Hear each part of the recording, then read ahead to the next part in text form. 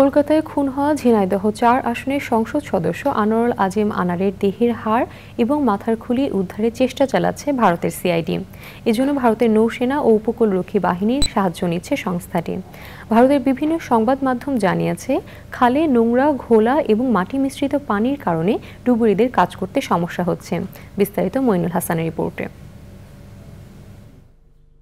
ভারতের পশ্চিমবঙ্গে খুন হওয়া ঝিনাইদহ ৪ আসনের সংসদ সদস্য আনোয়ারুল আজিম আনারের লাশের অংশ বিশেষ উদ্ধারে তৎপর রয়েছে কলকাতার পুলিশ।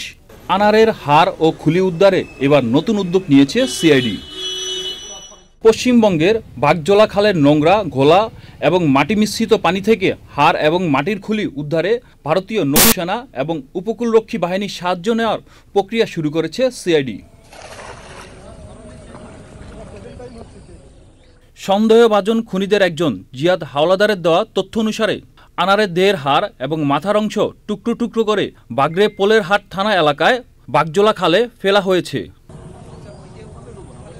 তবে খালের পানি নোংরা, ঘোলা এবং মাটি মিশ্রিত।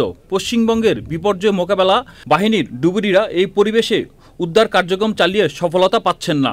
এজন্য উন্নত প্রযুক্তি ব্যবহারের চিন্তা করেছেন সিআইডির কর্মকর্তারা। সিআইডির এক কর্মকর্তা জানান, উন্নত প্রযুক্তিতে রয়েছে নৌসেনা এবং উপকূলরক্ষী বাহিনীর কাছে, তাই তাদের ডুবুরি দিয়ে তল্লাশি চালালে আনারের দেহের কিছু অংশ উদ্ধার করা যেতে পারে।